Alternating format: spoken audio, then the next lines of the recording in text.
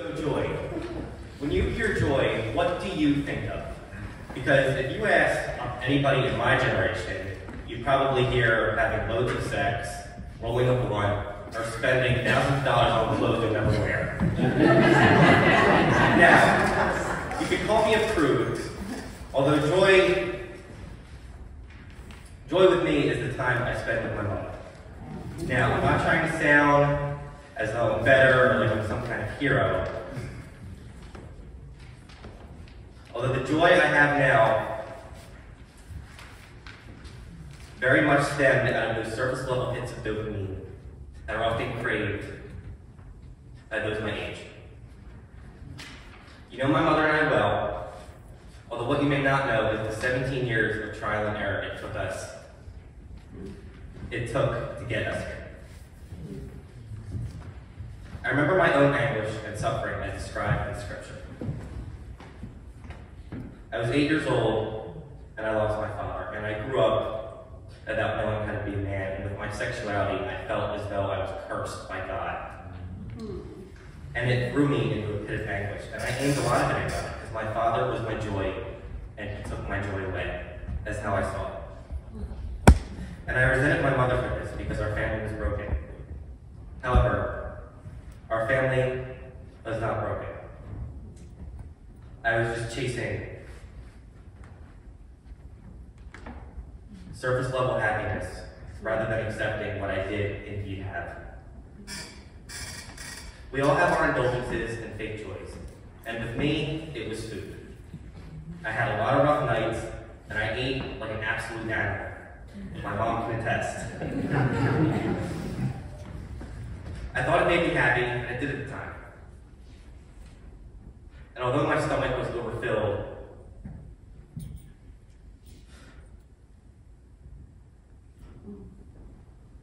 the feeling I came after was just more emptiness. You feel so in the moment engrossed in that pizza, and then you finish it and you realize you're right back where you started. That really nothing has changed, and that surface level happiness is gone, and you're alone with your thoughts again, and you're unfulfilled. I would spend nights and I would binge 3 large pizzas with breadsticks and a cookie pie, and this is how I ended my week. 7 days for 7,000 calories. Was it pleasurable? Of course it was. Although was it truthful and true to myself and true joy? No. It was surface level pleasure, and all at the root of suppressing the issues that I was too afraid to face. I'm sure that many of us are guilty of this. If you have a rough day at work, how about you go home and grab an ice cream sandwich out of the top shelf of the freezer? Because we often struggle to find the true joy in our life. And what people really aren't understanding about joy is that, like the Scripture, it is indeed a struggle when you're trying to achieve it. It's much easier if you grab that ice cream in your fridge off the top shelf instead of digging underneath and finding something healthy.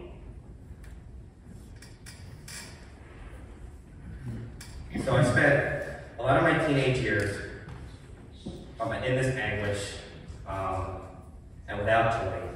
So how did I find it? I remember when I was growing up, I saw license with their fathers on the playground, at a sports event, and it got worse as I got older. I was swallowed in this grief. I missed the point about what true faith was. I abused my pleasure to try and mask all of this grief. True joy is when you let go of your material happiness. When you let go of the things that you think make you happy. Your phones, your TV, your food. The indulgences are distractions and things that hold you back from finding true peace. And when I finally realized what true joy meant and how it related with my past and my life and that I moved forward, it It really gave me an unbreakable bond with my mother. I came to this relationship with God at Olympic National Park in Washington State. You can see if I can pull it to the Olympic picture. I remember we got there. It was a vacation that we'd seen a million times before. It was always lonely because it was always just us. And there was no father, no siblings, no family, anything like that. Although for this time, it just hit me different. Because I was on the beach where you see in the picture, and I realized I found real joy staring there with my mother, just looking at a rock. And as simple as that sounds, it made me realize that joy is that easy if you truly search for it. Because I'd been searching so long. And then I got there, and I didn't realize it would be as simple as just standing there with the one last person who I knew truly loved me. And in addition to this, I was in the park and there was no cell service, no pizza, nothing I could eat or indulge on. It was just us. Nothing material. It was just me and my mother and all this beautiful world that God had created. And as I stood here, I felt as though I had it all the entire time, and I was wasting a lot of time seeking pleasure and grieving over things that weren't really there. Because joy is what you find and you realize that an extra dollar in your wage is not going to make you happier. And when you realize having one more night out is not going to solve anything when you wake up sober the next morning. The only way I found joy is to accept my lowest and most selfish moments and accept that the Lord is at the center of this gravitational force of joy and luxury. And I have been ignoring in favor of surface level happiness or giving into rage and anger. So I didn't come here to lecture you on joy out of a preschooler standpoint,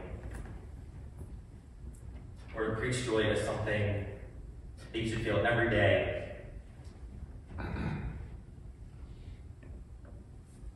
Even when you wake up with sadness and grief and all of the things that follow you throughout life. Because joy is a test of a storm that keeps pounding you and pounding you and pounding you as I am. And as I stand here in front of all of you now, and I look past my past, and I look past my issues, I feel as though I can say, I know what real joy is.